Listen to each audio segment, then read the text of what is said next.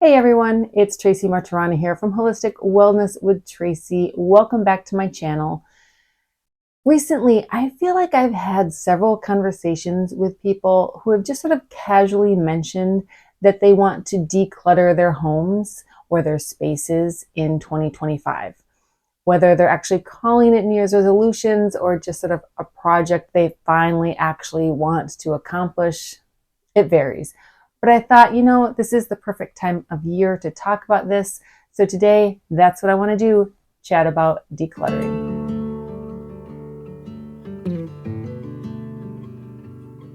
If you know me or have been around my channel for a while, you know that while I am far from a minimalist, I have been trying to minimize my belongings, sort of declutter our house for some time now. It's been a very ongoing project of mine. And I find that every time I get rid of more stuff, my house, my home just feels better. We don't realize it, but clutter causes stress. So decluttering your house is a great goal to set for 2025, or really anytime. Number one, before we can start getting rid of stuff, we really need to stop stuff from coming in. So my number one rule is before you start decluttering, institute a no-buy month or maybe a no-buy season or go crazy with a no-buy year. The idea being that you stop the influx of stuff coming in. You don't buy anything that's not a necessity or replacing something that gets broken or worn out. But you're not just shopping for fun. You're not just picking stuff up because there's a good sale. You're being very intentional on the things that you buy. Not only does this stop the influx of stuff into your house, it'll also save you some money. Similar to that is number two, which is one in, one out. So when you do buy something, so say you've decided you need a new sweater, I don't know, that's just what I picked. Then when you get home with said new sweater, one of your old, worn out, I don't know, just not your favorite sweaters has to go. So that at the very least, you're not increasing the number of stuff. You're trying to at least maintain. Number three is to simply take advantage of garbage day. So if you have a weekly garbage pickup or a trip to the dump, however your garbage works, when you're taking your garbage out, make sure that you're taking all of your garbage out. So walk around the house, grab a bag, look around. You would be surprised how much stuff in your house is just garbage. And I don't mean to insult you. It's true at my house as well. There's food in the refrigerator and the pantry that need to go in the garbage. There are probably wrappers that somebody set down somewhere. There is a sock with a hole in it that's sitting on top of a dresser because I just didn't throw it away. Look around your house. You will find things that are just beyond repair. Things maybe you're holding on to, you feel bad about getting rid of them, but they're not good enough to donate. You just have to throw them away. So every week, make sure that garbage bag is full. Get the garbage out of your house. Mark your calendars for either a weekly or a monthly donation drop. Then make some donation boxes and put them around your house, whether you have them upstairs by your closet.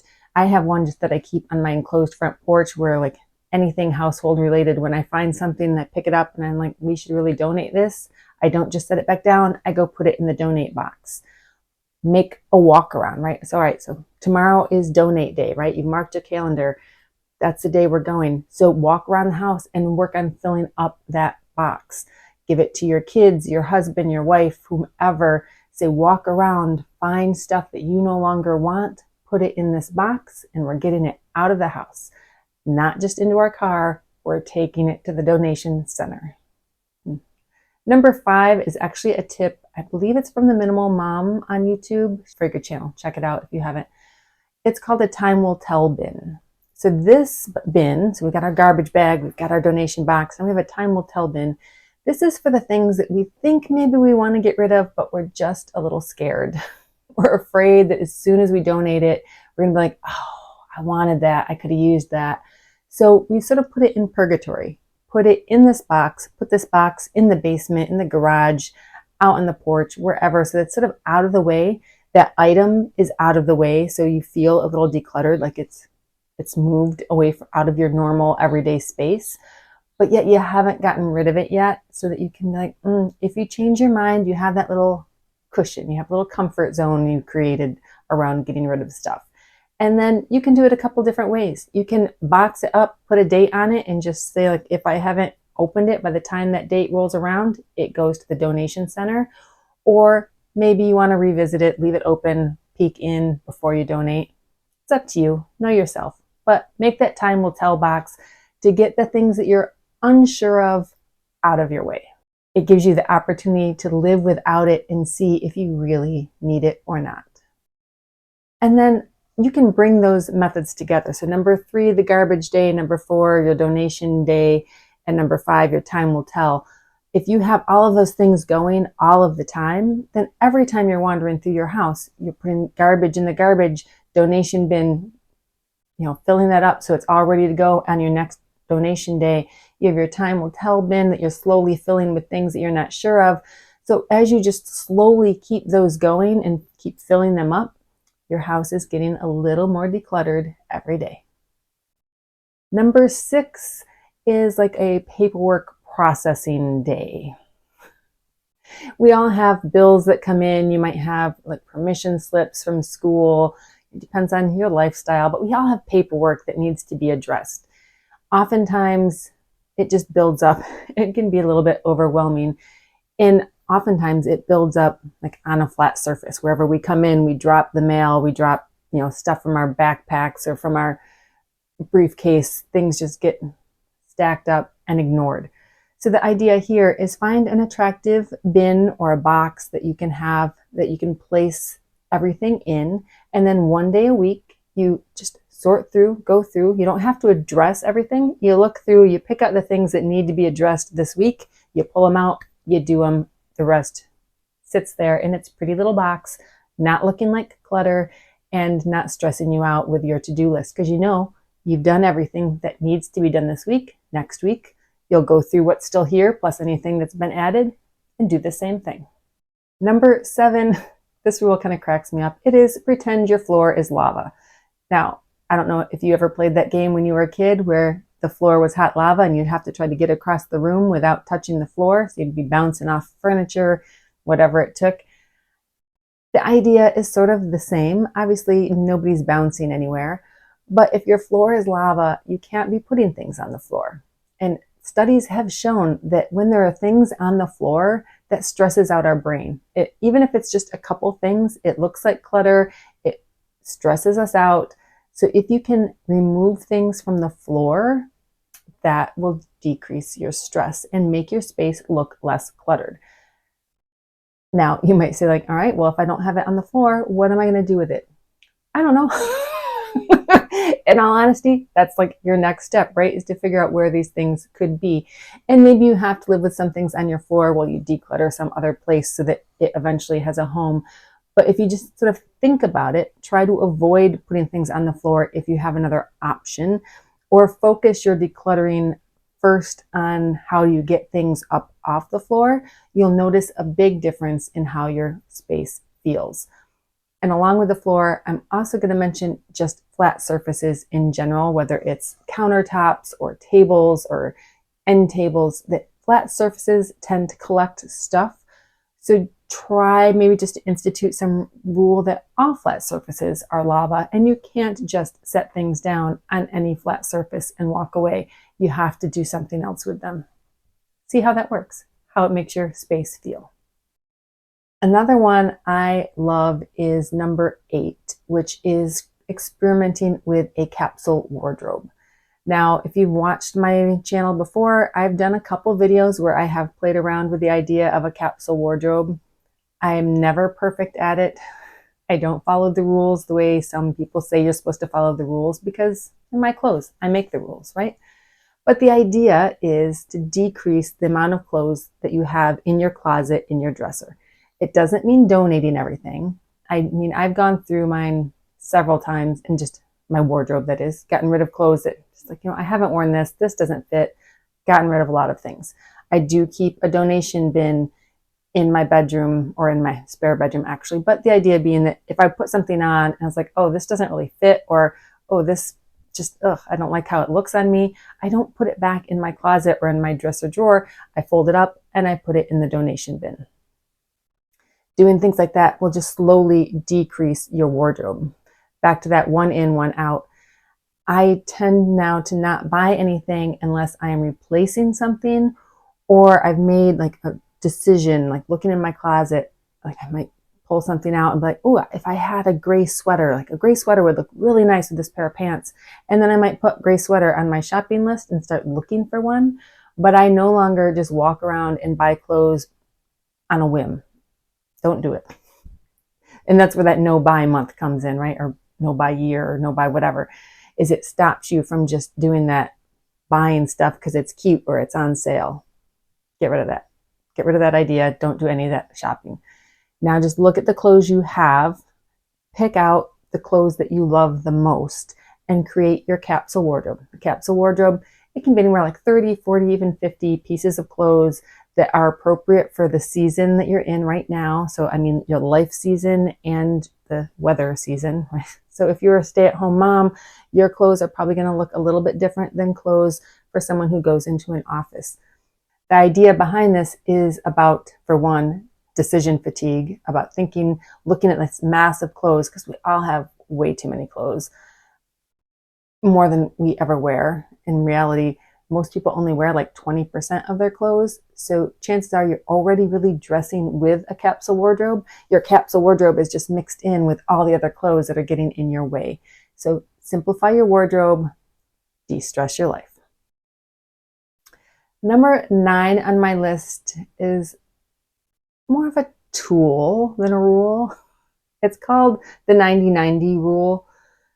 And the idea is it's meant to help you decide what to get rid of and what to keep. And this, I believe, comes from the minimalists. 90-90. So it essentially means if you haven't used it in the last 90 days, the last 3 months, and you're probably not going to use it in the next 90 days, the next 3 months, that's 6 months, then it's probably okay to get rid of it. This works for a lot of things, not for everything. For example, your winter coat or your bikini. It's a tool to help you think about it, to collect some data and make a judgment call. Maybe 90 days isn't the right amount for certain items. Maybe it works for some, not for others. So whether it's, you're looking at your pans in your kitchen, 90-90 might make sense. If you haven't used it in 6 months, you can probably let it go. If you're talking about your clothes, maybe not. So, take it with a pinch of salt. It's a tool, adjust it to what makes sense, but it's meant to just help you gather data about how much you use things. If the 90-90 rule feels way too strict and a little scary, which admittedly it is, and it's, again, not appropriate for everything, there are other ways that you can collect the same data about when or if you're using things. This is especially useful if, either you just don't pay that close of attention, or your memory is bad, or it's not just you that uses these things. So how are you supposed to know? For clothes, one of the easiest things you can do is everybody in your household, just in your closets, turn all the hangers around so they're hanging backwards. You've probably heard of this. And then when you take clothes out, wash them and put them back, you turn the hangers back around the correct way. And after a set amount of time, you just go to your closet and you say, okay, these hangers are still backwards. We can probably get rid of those clothes. You can also do this maybe in dressers by just putting everything in your dresser at a different angle. If you normally put your t-shirts in one way, turn them this way. And then when you go to put them back in clean after you've worn them, turn them the other way. And then again, you have the data. Ones that are this way, we've worn. Ones that are this way, we have not worn. In things like the kitchen, if you have like serving dishes or baking dishes or pots and pans that you're not sure if anybody uses them, you're not the only one that cooks, take sticky notes and put a sticky note inside each of those pans or serving dishes or bowls or whatever. And then let everybody in the family know that they're there. So nobody ends up, dumping their soup in a pan that has a sticky note in the bottom. And just let everybody know when you use something, If it's got a sticky note in it, take the sticky note out, throw it away, put it in the recycle bin, whatever you do. And then you know when you go back through your kitchen again that that item was used. After a year, if you revisit your kitchen and you find some dishes that still have sticky notes in them, you know, you probably can safely get rid of them. Number 11 is the 20-20 rule. This is meant for things that are sort of like the just in case items that you didn't get rid of. You're like, I know I don't really use this a lot, but I want to keep it just in case. We very rarely ever use those just in case items. So the 20-20 rule is meant to help you let some of those go. And the idea is if you have this item that you're keeping just in case you need it, if you can get that item somewhere for like less than 20 bucks and you can get it in about 20 minutes or so, then you probably don't need to keep it. Now, a lot of people hear this and they're like, I cannot afford to replace 100 items at 20 bucks a pop. And that's the point, is you really won't. There might be one item that you end up replacing, but most of these just in case items sit around our house and just in case last forever. So the 20-20 method is just a way of evaluating if it's something that's expensive or really hard to come by, then yes, keep it. If it's pretty common, pretty cheap, you can probably let it go. And along those same lines is number 12, which is sort of would I look for this, is what I call it. Have you ever, I don't know, this happens to me sometimes when I'm decluttering like a junk drawer or just, I don't know, the back of a closet, and I pull out some weird item and I think, wow, I didn't even know we had this. And now I tend to think of things as they come into my house. If I'm going to keep it, if I needed this, would I even look for it? Would I expect it to be in my house? So for an example, I don't know, like recently in the back of my junk drawer, I found some little replacement parts for our French press. If my French press broke, would it have occurred to me that I had replacement parts? No, it wouldn't have. I would have just probably either tried to fix it, ordered a replacement part, or ordered a new French press. It wouldn't have occurred to me that I even had that. And had I even thought, yes, maybe I have it, I wouldn't have known where to look for it. I really wouldn't have expected it to be in the junk drawer where I found it. So why keep it to begin with? Same goes with like manuals. I threw out recently the manual for our vacuum cleaner because it occurred to me that if I don't know how to replace, I don't know, the filter on my vacuum, I'm going to go straight to Google. I'm not going to look for this manual because for one, I'm not going to know where it is. I'm just not. I'm going to go to my computer first, and then it would be an afterthought of like, oh, maybe there's a manual. So why keep them? So if you would not even look for it in your house, if you would just go buy a new one or assume that this thing doesn't exist, there's no sense in keeping it. Let it go. And now we've talked about some sort of tools that we can use or some guidelines to help us decide what to keep, what to get rid of. There's a couple sort of major ways that you can go about decluttering. One is called, or what I call it anyways, Easy Does It, which is just like it sounds. You pick a small space to start with, whether it be like a closet or a cabinet or a drawer. You have your garbage bag, right? You have your donation bin, maybe you have your time will tell bin, and you go to that space and you just start pulling out the things that go into the garbage, or you pull out things that can be donated. Maybe you rearrange stuff a little bit, neaten it up, and then you walk away and you're done. You have your garbage, you put in the garbage bin, the donation box goes in your car, easy peasy, that section is done. This method is great for one if you have to work in small chunks of time. We can't all spend a complete day decluttering the kitchen or the bathroom or whatever room, so we need to do it in small chunks. It's also great if you think you might get interrupted. So if you have kids, or you know that you might just get tired and be like, all right, I've had enough, or life happens. If life happens in the middle of this decluttering method, nothing really changed because all you've been doing is pulling out stuff. So yeah, you have to dump the garbage in the bin and you might have to take the donation bin to your car, but your house is not a disaster. You've gotten rid of stuff without causing any disruption in your normal space. Compared to the other method, which there's all different kind of terms for this method. Marie Kondo, her method kind of is this way. You can do a packing party or hush in your space, which requires you to like move everything out of the space. Now, it might still be a small space. It doesn't mean you have to do a full room at a time. You could do just a closet, but you pull everything out. Now, in a way, that's nice because having everything out motivates us a little bit. For one, you see all this stuff, and that in itself can make you feel maybe a little bit guilty for having all that stuff. But it sort of feeds your desire to get rid of it and to minimize it. You're like, yeah, this is what I'm talking about. This is why I'm doing this project, because I have so much stuff. And then you're more likely maybe to be a little harsher in your decisions and get rid of more. It gives you an opportunity to really clean out the space and be very intentional about what you put back. So it might make for a bigger impact in your decluttering, right? However, the bad thing about it is, for one, it can be a little bit exhausting depending on how big of a space you start out with. Hint, hint, start small. Always start small. But also, if life happens in the middle of that and you need to stop, now everything is in disarray, right? Even if it was a small project and say a junk drawer and you pulled everything out, maybe you have it now all spread over your kitchen counter. Now, if all of a sudden a kid runs in and says, hey, I need help with this, your kitchen is a disaster. The best you could do is like swoosh it all back into the drawer, but now your drawer is not even, like, it's not better, it's actually worse. So you have to use that very judiciously. There are times when maybe you have a lot of help and you have a lot of energy and you're like, all right, family, we're gonna like really jump in and get this project done.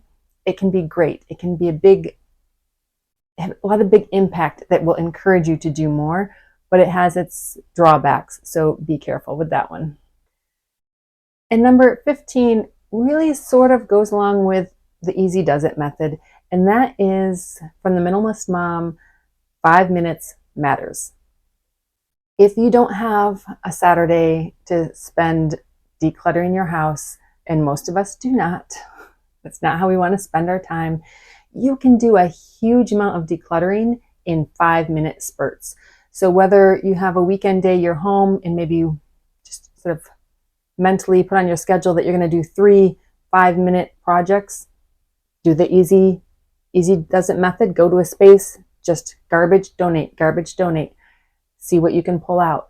Move to another space later in the day, 5 minutes, set a timer if you have to, just 5 minutes, see how much you could get done. You will be shocked actually in what you can get done in 5 minutes. And then bonus, I don't know if I'd call it a tip, just a mindset, just a reminder. When people talk about decluttering, very often our minds instantly go to our sentimental items. It goes to the stack of pictures or our grandparents' china, or like, our little kids' baby clothes. Don't start there. That is not where you want to start. That is end stuff. That's after we get our whole house decluttered. Then we look at that stuff. Sentimental stuff is the hardest because it's sentimental, right? I mean, there are ways to do it, but it's not really where you want to start. Get your living areas decluttered. Get your wardrobe decluttered, your kitchen decluttered, your bathroom decluttered. Those spaces where you spend the most time and you have just the most like little stuff, that's where you want to start. That's where you want to invest your energy to begin with. Don't let the idea of having to get rid of like pictures and stuff like that derail you from decluttering.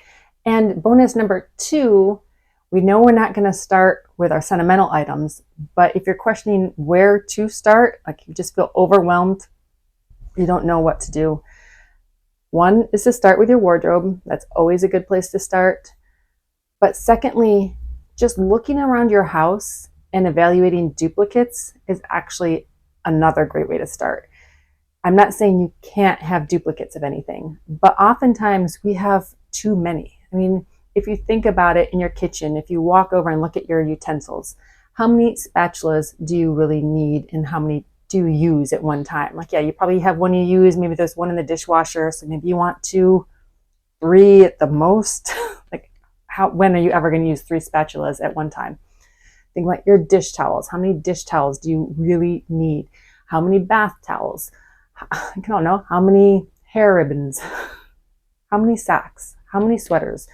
If you just start decreasing some of your duplicates, you start to create some space. Now, in the kitchen, again, just getting rid of dish towels, you think, what good does that do? Well, if your drawers are full and you're struggling to cram stuff in, it makes a big difference. Pull out a handful of dish towels, throw them in your donate bin, and now when you open up that drawer, it looks neat and tidy. It's easy to get stuff in and out. Your stress level starts to go down. You open up your utensil drawer and you don't have to fight with the utensils that are like jamming the drawer. Your stress level goes down. So start simple and just keep decluttering and decluttering and decluttering. Thank you so much for joining me. I would love to hear in the comments below some of your ideas, tools, guidelines, things that you use to help keep your space decluttered.